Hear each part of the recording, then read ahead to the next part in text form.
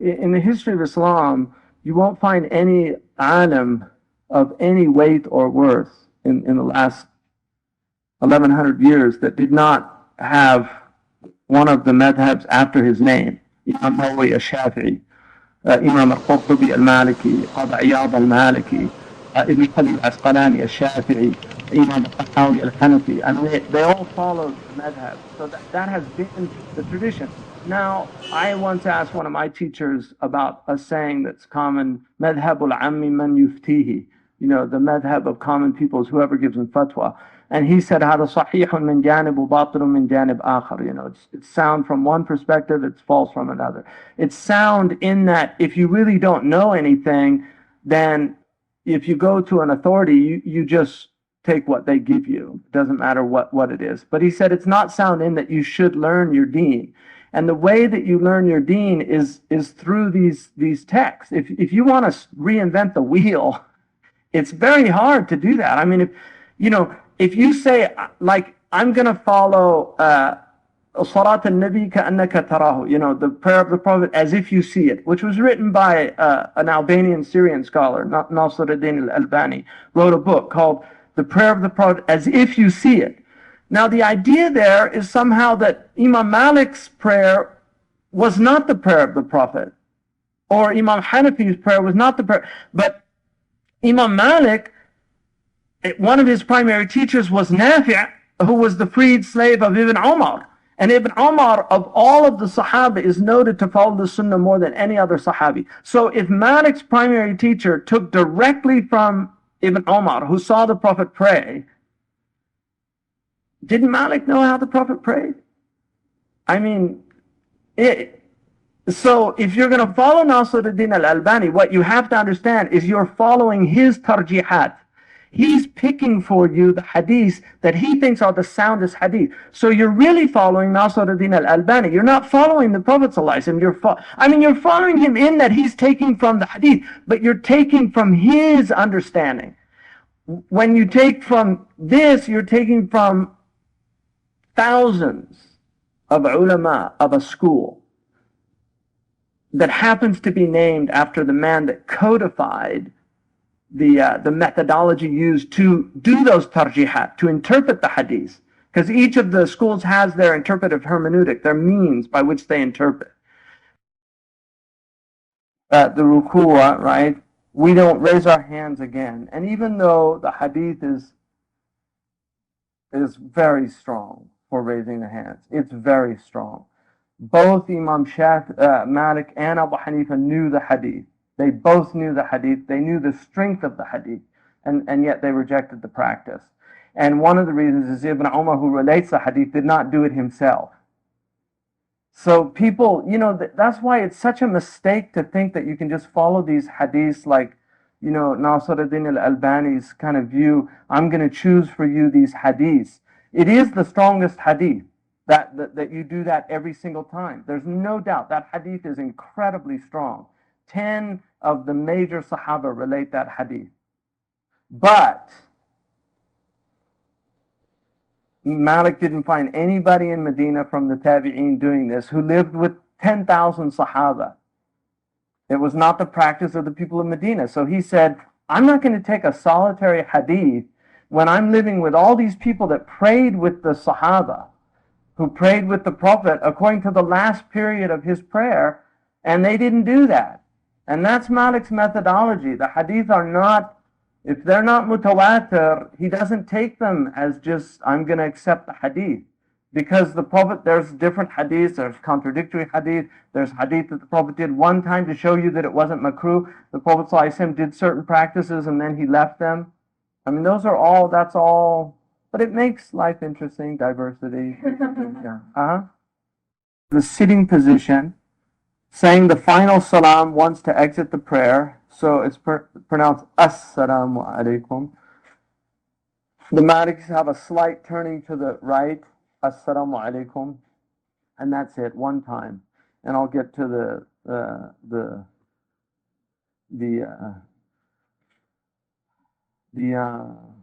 again, this is the practice of the people of Medina.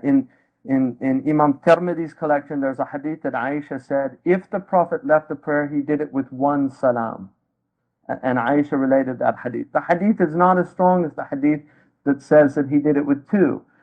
In the Sharh of Qadi Abu Bakr ibn al-Arabi, he mentions a sound narration from Zuhri, who's one of the biggest ulama in Medina from the Tabi'een, who studied with countless Sahaba and took hadith from the greatest Sahaba. So Imam Zuhri, who's the teacher of Imam Malik, saw a man once pray in the masjid of the Prophet, and he said, Salaam alaikum twice. He went up to him and he said, where'd you get that second salam from? Which shows you they weren't doing it in Medina, right? I mean, the proofs for Malik's prayer are very strong. So he said, where'd you get that prayer from? And he said, I got it from so-and-so from so-and-so from Ibn Mas'ud. He said, I've never heard that. And the man said to him, do you know the whole of all the hadith? He said, no. He said, do you know 2/3? He said, no. He said, do you know half? He said, yes. And so the man said, put it in the half you don't know. So Imam Zuhri laughed.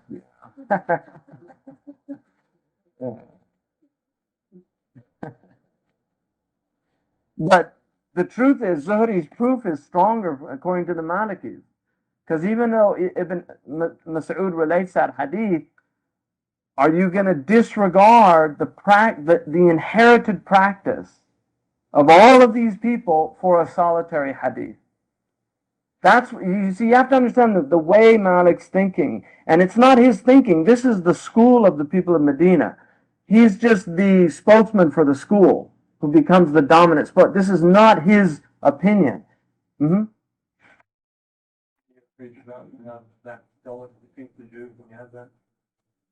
Yeah, I mean, it's just makruh. So placing feet together while standing. So the feet should be at shoulder, in line with your shoulders. And then this thing that I mean, thank God, when I first became Muslim, it was all over, but it's definitely died down somewhat. This thing of, of putting people's, I mean, that's a hadith. It's in Sahih al-Bukhari, and the man that relates it was 8 years old. He was back with the kids, and the Prophet would say to come together, and he said they used to put he was 8 years old. Read the Ibn Hajar's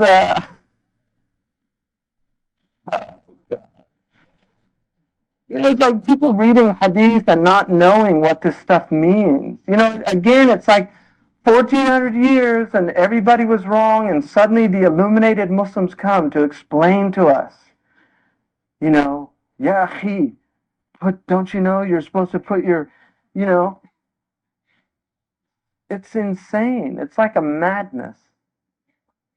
You can't, no, they drive you crazy, those people. You feel like punching them. Because they're more concerned about their feet than they are about their heart. I mean, look, and this is another proof for sadaq that I'll show you. Because we know that they prayed shoulder to shoulder, right? Hadwal mankib wal mankib. I mean, that is a sunnah. Now look, if you put that together with another person, it's ridiculous, first of all. I mean, it's just not a sunnah. There's nothing in any of the books that say it. It's a modern bid'ah from somebody misreading a hadith from Nu'man. You see, he was a little boy. He was 8 years old when he recited, and the boys were in the very back, and the Prophet said, hadwa al-mankib bil-mankib, qadam bil-qadam. In other words, line up. So they were probably back there thinking, oh, let's line, and that's how they understood it. They were little kids. So, but if you look now let's both go into qabl. See what it does? It spreads you apart. So the shoulders aren't, so when you're like that, I'm like this, hard for you to it's hard to do it, yeah. So when you're like that, the shoulders they're together, literally. But when you do that, it puts you apart. So that's another one of my proofs.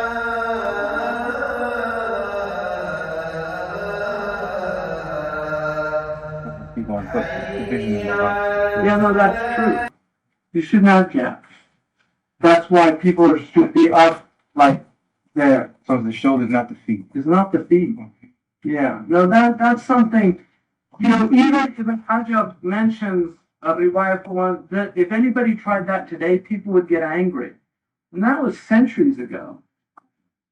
But that hadith which Nu'man ibn Bishr, Bishr ibn Nu'man, Nu'man ibn Bashir, he was a young boy who relates that hadith. And he said, we used to do this. That's in Sahih Bukhari. And that's what they based the whole thing on his riwayah. But all I'm saying is, why did none of the imams in the four madhabs, not one of the ulama said that this is mandub? Show me in any madhab. Did you learn Hanafi madhab? Yeah. No, that's not. There's nothing. So why did they get that wrong if it's so important? Why did the four imams all miss that one? Why is it in the mandubat to put your feet together? Doesn't that make sense to you? I mean, this is something somebody 20 years ago read that hadith in al-Bukhari and said, oh, people haven't been doing that for 1,400 years. We need to revive the sunnah. In Bukhari also it says that Sahaba would place their shoes by the side of their feet. So that's a proof against. Yeah, that's a good point too. Anyway, it's very distracting for people. It's just a sign of somebody who hasn't studied fiqh, or they read the wrong book. But I've never seen any of the ulama that I've studied with all condemned it. And Sheikh Ali al-Faqih used to get really angry. He said, what are you guys, wrestlers? Are you wrestling with your Lord? Well, why? He used to get so upset. He was an imam in Abu Dhabi, beautiful faqih, real faqih, Shafi'i. He used to get really upset. What is that? Stop that. No, I've seen people literally like this, and then, like, as you move away, they move towards you. Like, they're like moving.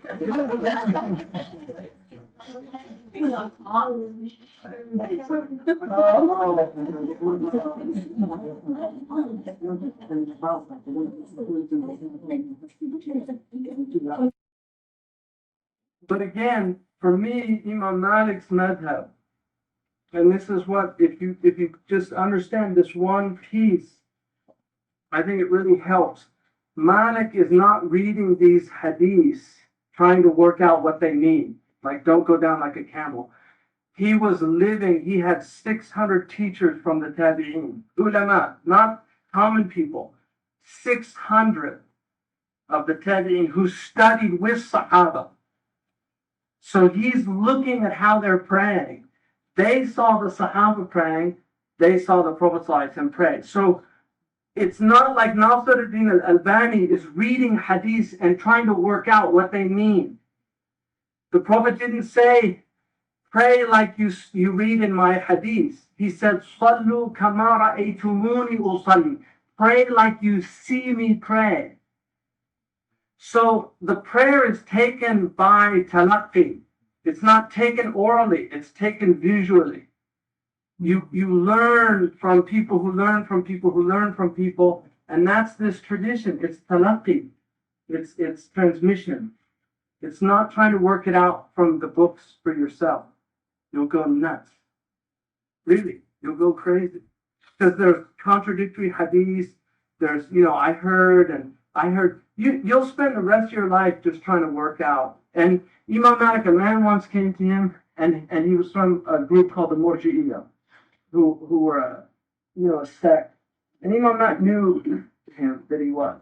And he said that, Ya Aba Abdullah, let's have a debate. And Imam Malik said, why? He said, so we can search for the truth.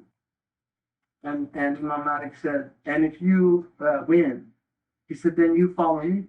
And he said, and if I win, he said, then I follow you. And he said, what if a third comes and then he debates us and he beats us. He said, then we follow him. He said, you're going to be on a new religion every day of your life. And he just left. Because always there's going to be somebody who can argue better than you. And that's why if you're going to follow, I said yesterday, don't follow any one man. When you're here in this class, you're not following me.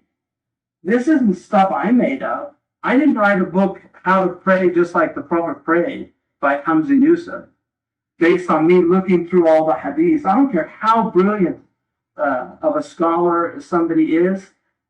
There's no way one man's going to get it right. This is an effort of thousands of the greatest scholars in Islamic history looking with a methodology. They have Malik's methodology, but Malik's methodology is not his methodology. It's the methodology of the ulama he studied from. It's a group of people. So, but they looked at each generation went, they said, I don't agree. And that's why you get all these differences of opinion. That's true. But then there's a normative practice, which is what the majority of scholars agreed on. And like the Sadr. Yes, there are Malikis that say Qabl. Qadi Abu Bakr ibn al-Arabi. He's a strong Maliki. Qadi Iyad. He's a strong Maliki. There are ulama from the Maliki that said Qabl. But the majority of them, the overwhelming majority, said Sadr. And that's what's in the books of the Madhab. That the mashhur of the Madhab is leaving your hands at your side. So if you do that, there's no problem. That's fine. If you feel more comfortable about that, that's fine. If you want to follow the hadith is there. But there are other hadiths, like I said, that if you read the literature, it's not as clear cut as it appears. True. Because they're trying to work out. That's why, to me, I just like the action. Is that the hadith, the beauty of Malik's madhab, to me, is the hadith is secondary to the amal. Imam Malik saying, I know there's a lot of hadiths out, and he knew them. So his methodology, the amal also It comes before the hadith. It's the amal to him of the ulama, not of the common people. He said it's mutawatir. So the only other hadith that will be equivalent is the mutawatir. And if there's a conflict between them, which there's not in his madhab, but if there was, he's still going to go with the amal if it's mutawatir amongst the people in Medina. And that's why I mentioned Abu Hanifa. The hadith of raising the hands throughout the prayer is absolutely 100% sahih. It's one of the strongest hadiths in the collections of hadith. And it's the madhab of Imam Shafi'i. That's what he does. Abu Hanifa knew the hadith and Malik knew the hadith. Neither of them used the hadith. Because Abu Hanifa said he had in his opinion, a stronger riwayah of Ibn Mas'ud, and he said that if you put Ibn Umar and Ibn Mas'ud together, you can't, one is not less than the other in their fiqh. And then Imam Malik said, Ibn Umar relates the hadith, but he didn't practice it himself. And Imam Malik would know that because Nafi' was his teacher who was the Mawla of Ibn Umar. Nafi' was his primary teacher, and Nafi' studied with Ibn Umar. So if Ibn Umar relates the hadith and yet he didn't practice it, Imam Malik said it's clear that he's relating a hadith from amana, but the hadith is not practiced. And that's why Ibn Wahb said, and if you understand this, you'll understand a lot. Ibn Wahb said, and he's one of the great muhaddithun in the history of Islam, he said, I memorized so many hadiths I became confused because there were so many contradictions. And then he said, and thank God for Layth and Madhab, because they cleared it up for him. Because he went and Layth and Madhab would say, take that, don't take that, take that, don't take. And that it's not that they weren't sahih.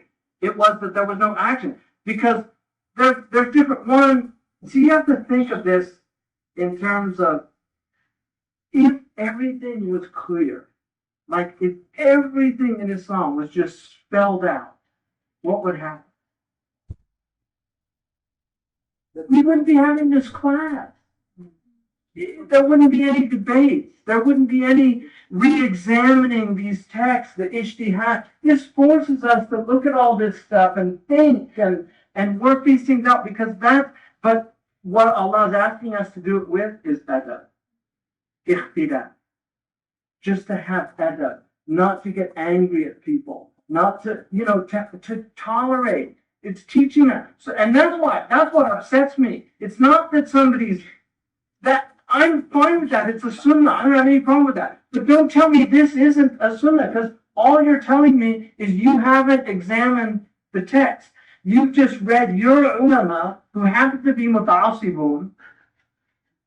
They're fanatical about their positions and they reject the other position.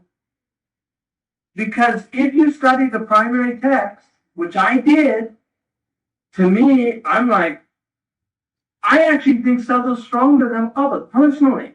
And I don't think that about all the positions of Malik. There are positions that I think are weaker. There are positions I prefer over any of his positions. But in this one, I actually think this is a stronger position because I really believe it was the position of the family of the Prophet.